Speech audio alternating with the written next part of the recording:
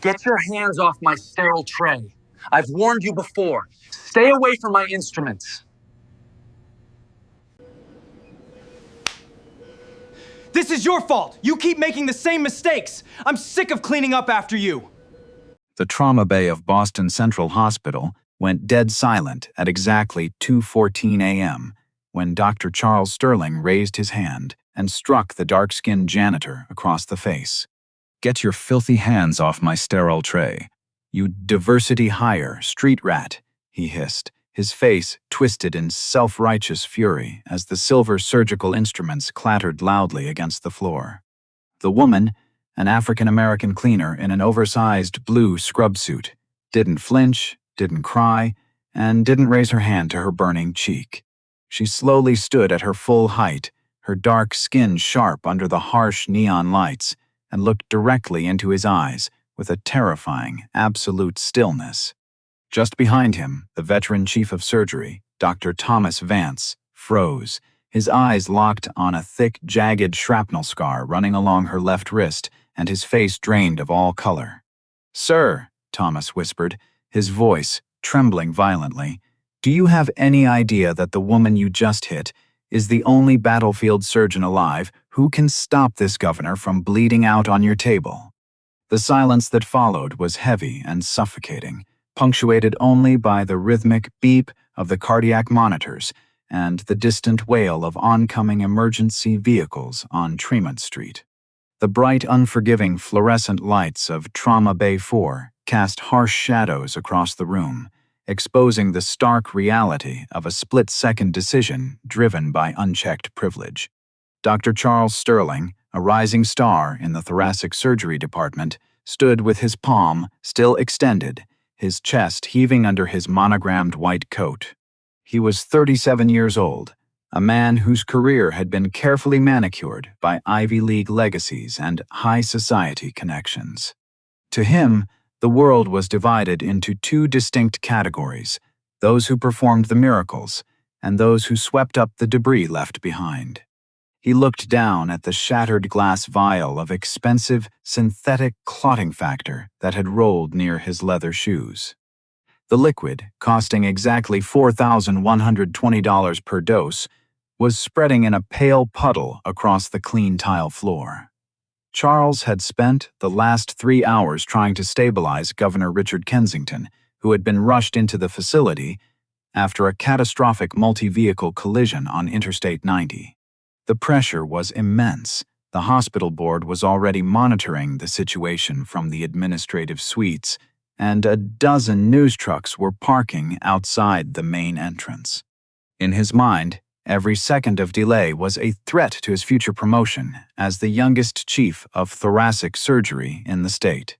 And now, an anonymous woman in faded blue scrubs, carrying a mop bucket and a plastic disposal bag, had dared to reach across his sterile field to pick up a fallen piece of tubing. "You heard me," Charles continued, his voice dropping to a harsh, controlled whisper that vibrated through the small room. "Look at what you did. You contaminated a sterile field during a Category 1 trauma. This isn't your neighborhood center where you can just wipe things down with a dirty rag. This is a Tier 1 surgical unit. Your absolute incompetence could cost this man his life, and it will certainly cost you your employment before the sun comes up." The 3 junior residents standing near the blood warmer looked down at their shoes, refusing to meet anyone's eyes. They knew the unspoken rules of Boston Central. You do not challenge a senior attending, especially not one whose family had endowed the entire northern wing of the Cardiovascular Research Center. The nursing staff remained rigid, their hands hovering over their equipment trays, paralyzed by the sudden eruption of violence in a space that was supposed to preserve life. But the woman did not move. Her name was Dr. Nia Okoro, though the small plastic identification badge pinned to her pocket simply read Environmental Services, Night Shift. Her skin was a deep, unblemished black, a striking contrast to the pale green walls of the trauma unit. She stood exactly 5 feet 9 inches tall, her posture completely straight, displaying a structural discipline that didn't belong to someone who spent their nights scrubbing baseboards. The force of the blow had turned her head to the right, but she did not show a single trace of weakness. No tears welled in her eyes. No tremble shook her chin. Slowly, deliberately, she turned her head back to face Charles Sterling. Her gaze was completely clear, cold, and analytic. She looked at his trembling hands, noting the slight tremor in his fingers, a subtle sign of fatigue and panic that an ordinary observer would have missed, but one that her trained eyes recognized instantly. When she spoke, her voice wasn't a scream or a plea. It was a low, resonant cadence that seemed to lower the temperature of the room by 10 degrees. You are running a massive volume transfusion through a standard peripheral line instead of a central venous catheter, while the patient has an active retroperitoneal hematoma, Nia said, her tone devoid of fear or anger. You are currently losing 80 milliliters of blood per minute because you have misdiagnosed the origin of the internal bleeding. Your arrogance is the only thing threatening this patient's survival, Dr. Sterling, and this C-clamp you are holding is uncalibrated. If you apply it to the common iliac artery with that amount of force, you will transect the vessel entirely. Charles laughed, a short, ugly sound that masked his internal shock at her precise vocabulary. Who do you think you are talking to? You scrub floors for a living. You don't get to read the charts, and you certainly don't get to offer medical opinions in my unit. Get out of my sight before I have security drag you out in handcuffs. He turned back to the patient, his face flushed, his hands moving toward the surgical field with increased agitation. But before his fingers could touch the instruments, a heavy hand clamped down on his shoulder. It was Dr. Thomas Vance, the chief of surgery, and a veteran of 2 tours of duty in Germany and Iraq. Thomas's face was entirely gray, his eyes wide as he stared past Charles, his focus locked onto the exposed forearm of the janitor. Naya had pulled back her left sleeve to clear her hands from the wet counter. Along the medial aspect of her forearm ran a thick, raised, silver-toned scar that branched like a lightning bolt toward her wrist, accompanied by the distinct, square-shaped indentations of old orthopedic external fixation pins. It was a very specific type of injury, the kind left behind when a military surgeon performs an emergency fasciotomy in the field without the luxury of a sterile operating room, using whatever tools are available to save a limb from compartment syndrome during a mortar attack. Thomas Vance had seen that exact scar once before, 14 years earlier, in a burning tent outside Kandahar, when a brilliant young female captain had kept a dying soldier alive while shrapnel was still embedded in her own bone. Charles, Thomas said, his voice dropping its usual authoritative boom, turning into a hoarse, desperate whisper. Step away from the table right now. Drop the clamp. What? Charles spun around, his irritation flaring. Dr. Vance, she violated protocol. She's interfering with an emergency procedure. I said step back. Thomas roared, his sudden outburst causing the junior residents to jump. He didn't look at Charles. He kept his eyes fixed on Nia, his hands coming up in a gesture of profound respect, almost as if he were approaching an officer of superior rank. Nia looked at Thomas, her eyes narrowing slightly, as a flicker of recognition passed between them. She didn't say a word, but she didn't step back either.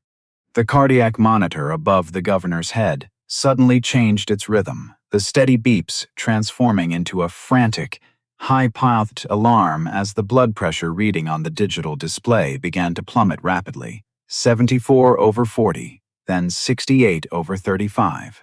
He's going into hemorrhagic shock, a resident shouted, his voice laced with panic.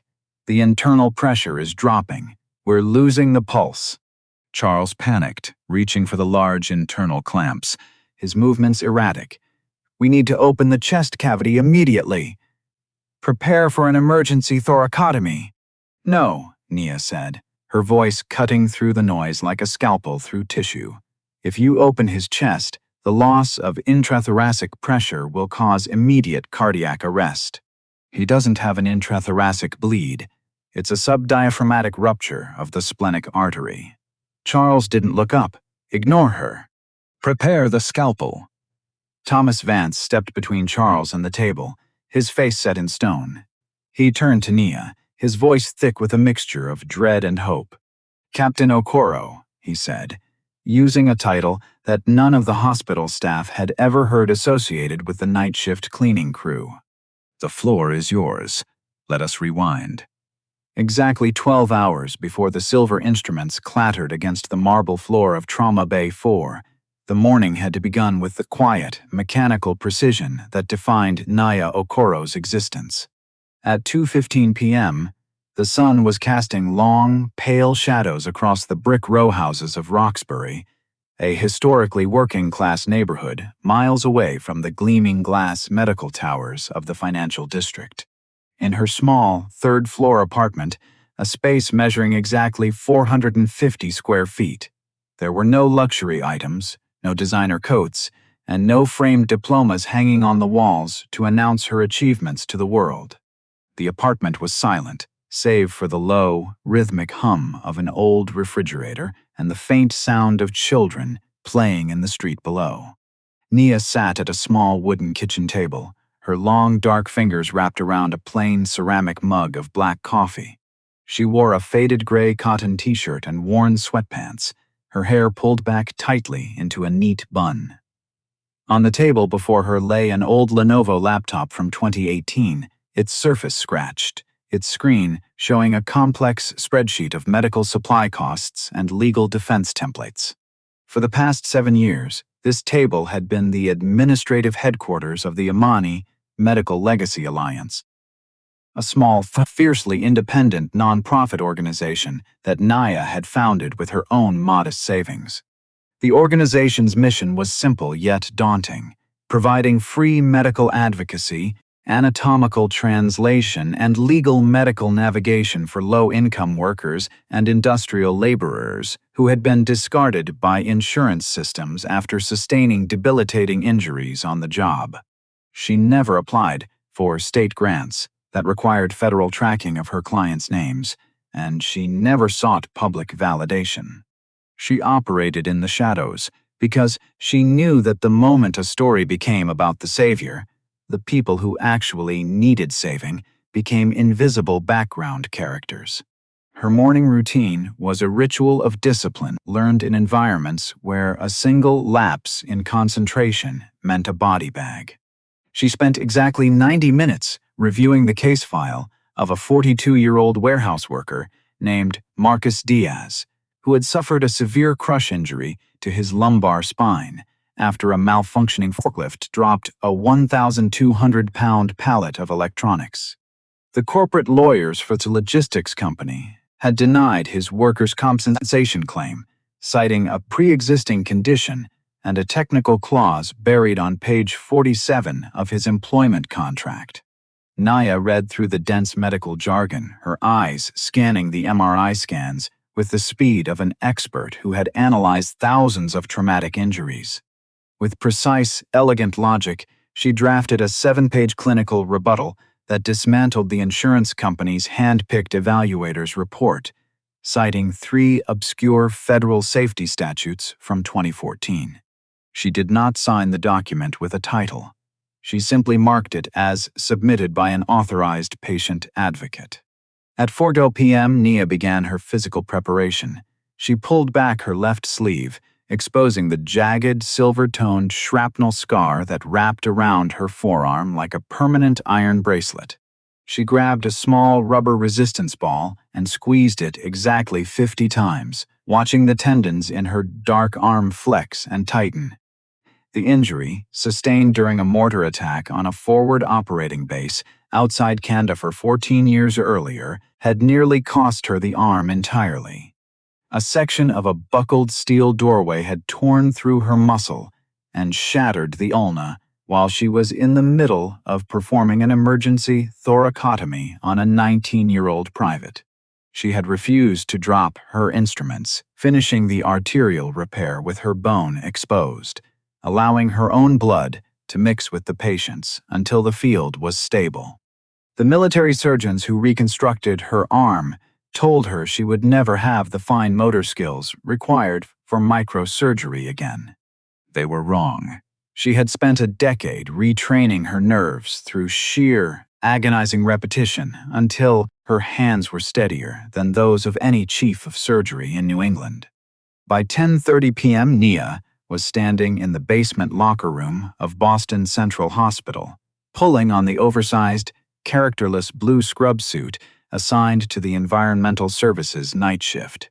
She adjusted her plastic identification badge, the one that labeled her as an invisible element of the hospital's infrastructure, and picked up her heavy yellow mop bucket and microfiber cloths. She didn't choose this job because she was desperate for income. Her military pension and private consultations could have easily sustained a comfortable life. She chose it because Boston Central was a Tier 1 trauma center where the systemic failures of the American medical machine were laid bare every single night. By working the corridors, cleaning the blood off the tables, and watching the senior physicians operate from the back of the rooms, she could see exactly which patients were being neglected due to their insurance codes, their language barriers, or the color of their skin. She was an observer, a ghost in the machine, collecting data and weaponizing it through her nonprofit during the day. At 1:15 a.m., as Nia was quietly wiping down the glass partitions of the main surgical observation deck, she watched Dr. Charles Sterling through the glass. He was giving an interview to a junior marketing assistant for the hospital's internal newsletter, his posture practiced, his teeth gleaming under his perfectly styled hair. He was describing his latest publication in the New England Journal of Medicine, a paper on advanced thoracic intervention that focused entirely on data harvested from wealthy private patients in the penthouse suites. He spoke with a polished Ivy League cadence, using phrases like operational excellence and predictive clinical outcomes to describe what was essentially high-priced, exclusive healthcare. He never mentioned the understaffed trauma bays on the lower floors, where the residents were currently struggling with a 4-hour wait time for gunshot victims from the South End. Nia watched him for exactly 40 seconds before moving her cart down the hall. She recognized his type instantly. In the military, men like Charles Sterling were the ones who stayed in the air-conditioned tactical command centers, checking their uniforms for dust while the corpsmen were drowning in mud and severed arteries 3 miles down the road. They were men whose confidence was built on a foundation of structural comfort, completely untested by real chaos. When the emergency sirens began to echo through the ventilation shafts at 1:45 a.m., signaling the arrival of the governor's trauma convoy, Nia didn't rush. She moved her cart down the service elevator, entering the lower trauma bays through the rear supply door. She knew that a Category 1 trauma involving a high-profile politician would draw every ambitious doctor in the building, causing an immediate clutter of egos and panic. She positioned herself in the corner of Trauma Bay 4, her mop in hand, her eyes locked on the cardiac monitor before the first cart even rolled through the automatic double doors. She was there to watch, to clean, and if necessary, to ensure that the quietest room in the hospital didn't become a tomb due to the vanity of the men running it. The atmosphere in Trauma Bay 4 did not just fracture, it completely dissolved into an legal and moral crisis at exactly 2:22 a.m. The digital monitor above Governor Kensington's head was now flashing a violent, continuous crimson, the blood pressure readings flickering down to a lethal 58/32. Dr. Charles Sterling stood frozen for 3 critical seconds, his gloved fingers still hovering over the large thoracic scalpel, his mind completely unable to process the sudden insubordination of an environmental services worker and the even more terrifying reality that the chief of surgery had just validated her. "What are you doing, Dr. Vance?" Charles hissed, his voice dropping into a frantic, defensive register as he tried to regain control of the room. This is insane. She is a cleaner. She is wearing a janitor's badge.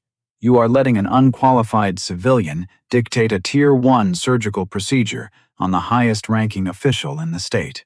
If this man dies because we let a stray dog from the night shift talk over us, the board will have our licenses before dawn. Thomas Vance didn't look at Charles. He stepped closer to Nia, his voice absolute, carrying the raw authority of a man who had seen 100-man casualties in the sands of Kandahar.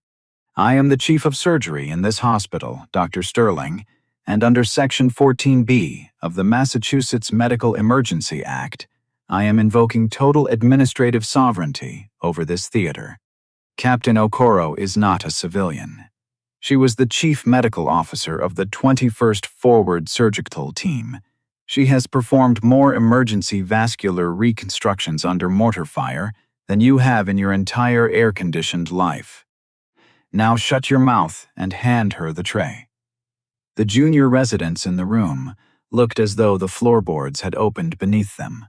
One of them, a third-year resident named Dr. Sarah Lynn, immediately stepped back toward the wall, her phone secretly slipping out of her pocket, her thumb hitting the internal recording application to document the historic shift in power occurring under the neon lights. Nia didn't waste a single breath on their debate. She didn't look at the white coats, nor did she acknowledge the stinging redness on her left cheek where Charles had struck her minutes earlier. She stepped straight to the sink, ripped open a fresh pair of size 7 sterile gloves, and snapped them over her dark hands with a sharp metallic sound. She bypassed the standard surgical gowns, her oversized blue scrub suit remaining a stark, visual anomaly against the silver and glass of the high-tech trauma bay.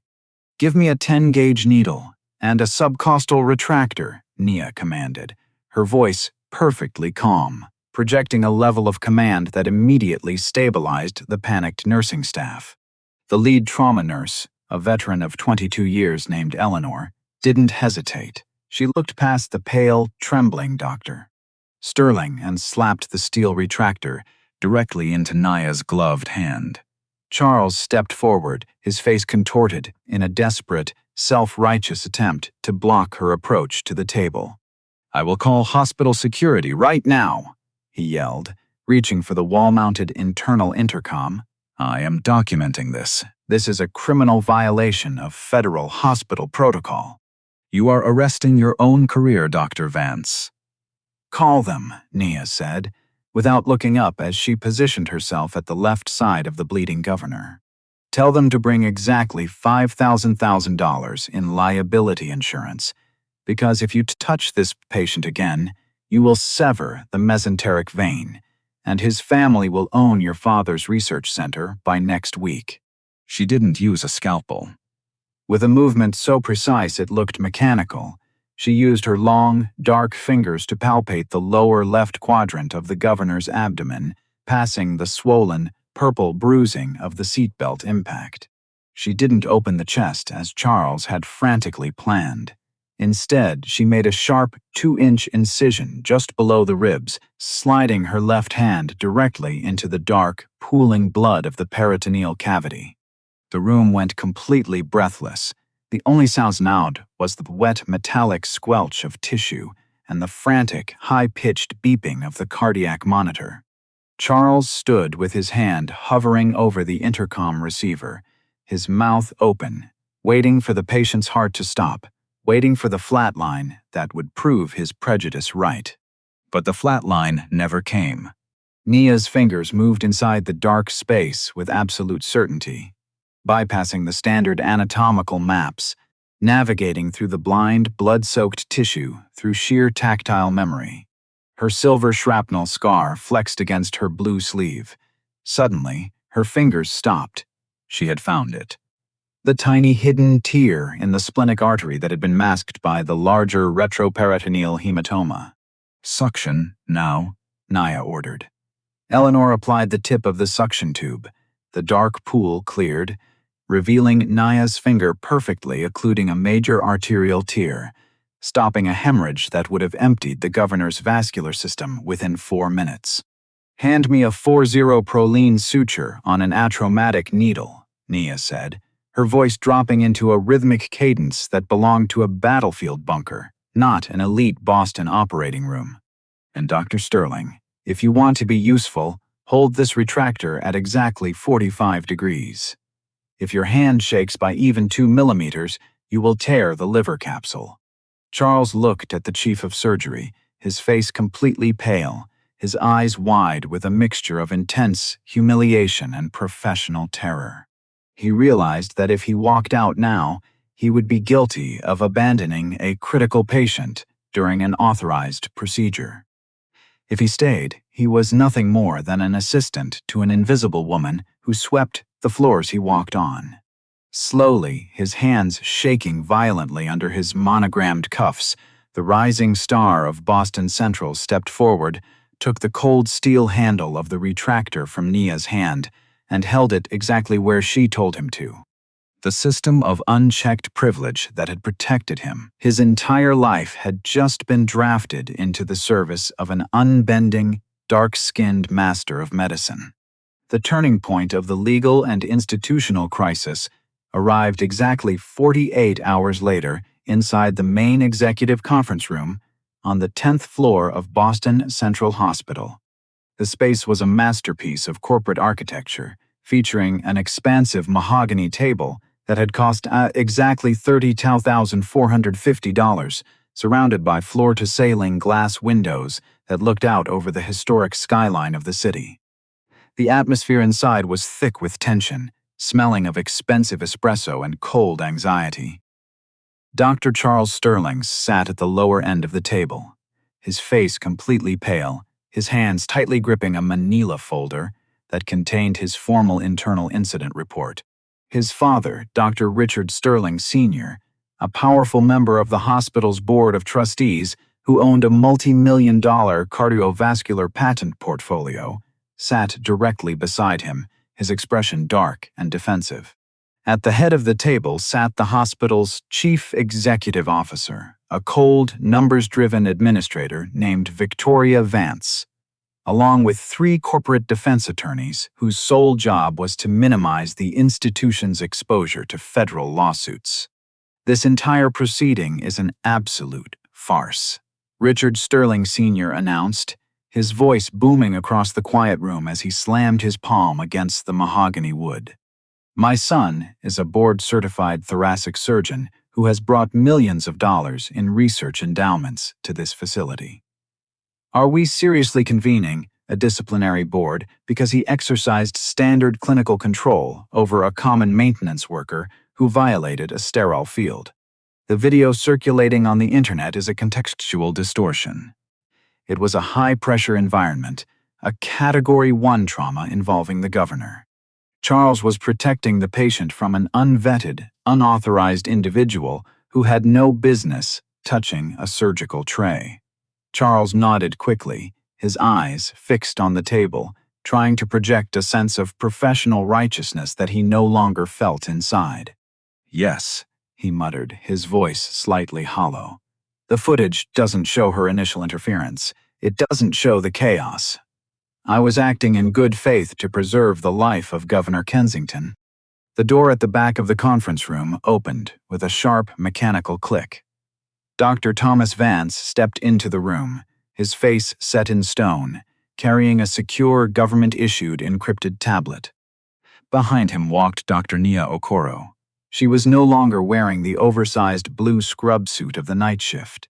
Instead, she wore a tailored charcoal gray suit, her dark hair immaculate, her posture displaying the same absolute, unshakable calm that had paralyzed Charles in the trauma bay. Her left sleeve was adjusted perfectly, leaving her wrist slightly exposed, revealing the distinct silver shrapnel scar that had triggered this entire institutional reckoning. She didn't take a seat at the table. She stood near the window, looking down at the board members with a gaze that was entirely clear and devoid of any emotional desperation. "Dr. Vance," the CEO said, her tone sharp and businesslike. "Please take a seat. We were just reviewing Dr. Sterling's report regarding the unauthorized clinical intervention during the Kensington trauma." "There was no unauthorized intervention," Thomas Vance said, his voice dropping into a low, authoritative register as he placed the encrypted tablet directly in the center of the mahogany table.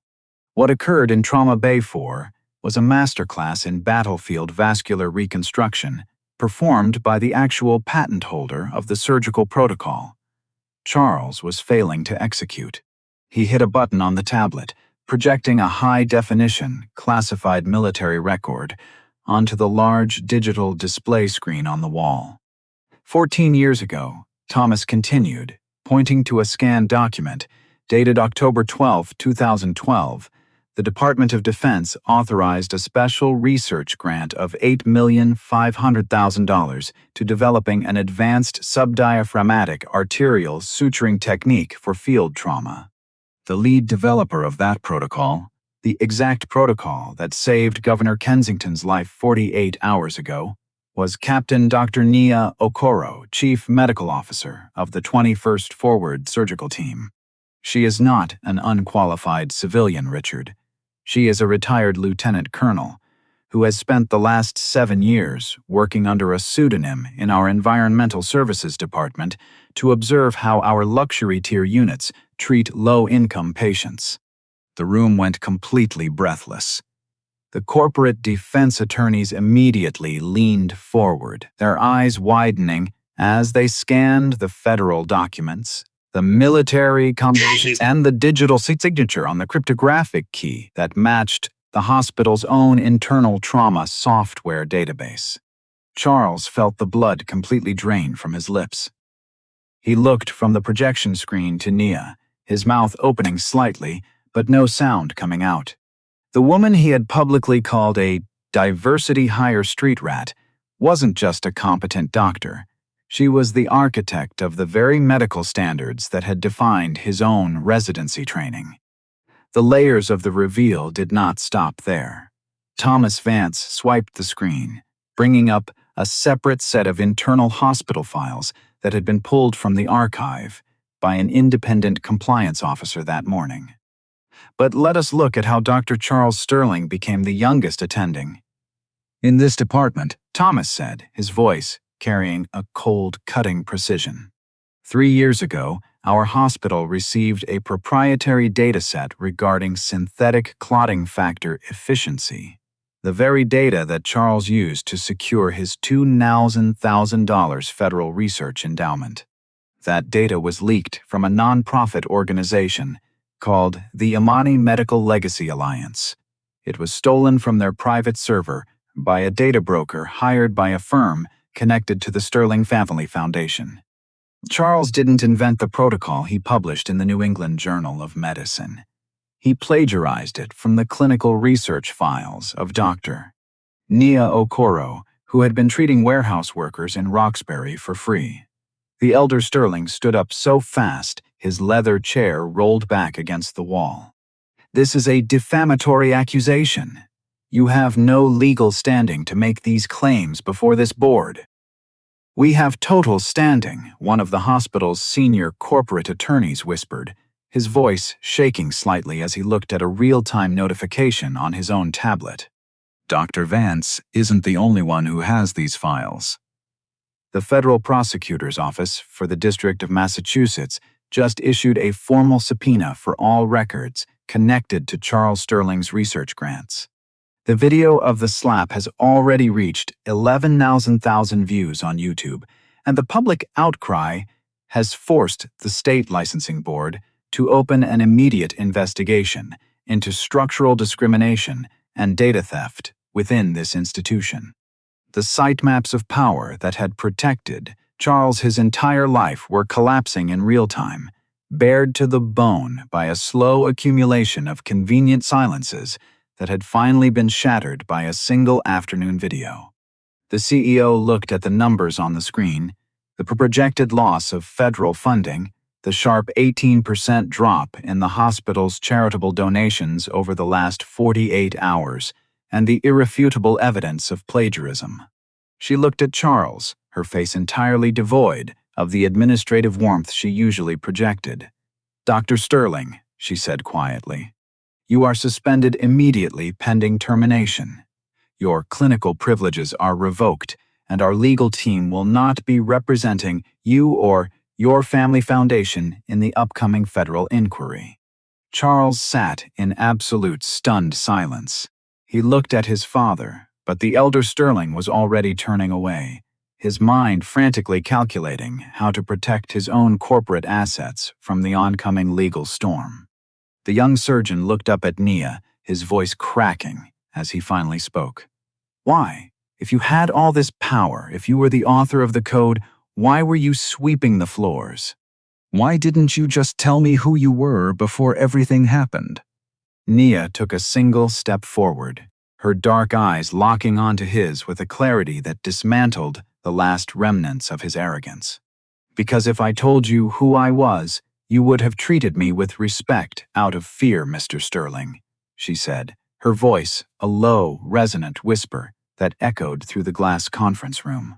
"A system that only gives dignity to those who hold a title is a system that is fundamentally rotten. I didn't need to destroy your career. Your own arrogance was already doing the work.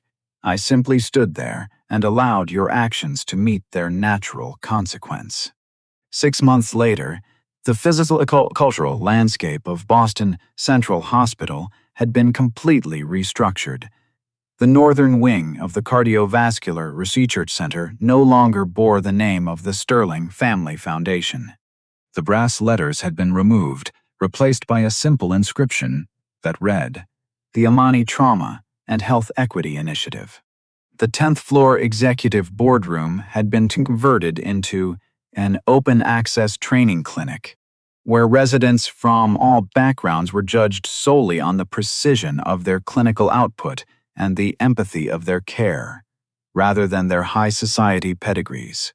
Dr. Charles Sterling had disappeared from the medical community entirely, his license permanently revoked by the state board following the federal investigation into data theft and institutional malpractice. His family's multi-million-dollar patent portfolio had been liquidated to fund the long-overdue compensation fund for low-income patients who had been systemic victims of medical neglect in the city's lower trauma units. Dr. Thomas Vance had also retired from his administrative role, choosing instead to work full-time alongside Dr. Nia Okoro. He spent his days now teaching battlefield vascular stabilization methods to young, minority medical students in the heart of Roxbury, finally at peace, knowing he had repaid a debt of honor he had carried in silence for 14 years. He ensured that the quietest voices in the operating rooms were given the loudest speakers, creating a culture where accountability meant defending the truth, rather than guarding unchecked arrogance. Dr. Nia Okoro continued to live her life with the exact same quiet discipline and simplicity that had always defined her existence. She still lived in her modest 450-square-foot apartment, and she still spent her Saturdays teaching anatomical translation and patient advocacy to the youth of her neighborhood. A famous photograph captured her, walking away from the federal courthouse. On the final day of the transition, her sleeve rolled up slightly as she adjusted her bag, the thin silver shrapnel scar along her wrist caught in the bright New England sunlight. It was a visual reminder that a scar can be a mark of survival, or it can be a key that unlocks an entire institutional revolution. True value is never determined by how loudly a person speaks or how much space they occupy in a room. It is measured by what they build when no one is watching, and what remains standing when the arrogance of the world finally falls to its knees. Dignity is not a currency that can be traded or stolen by those who happen to hold temporary power. It is an unshakable truth within yourself. If this story reminded you that the quietest people in the room are often the ones holding the world together, consider sharing it with someone who needs to hear it today.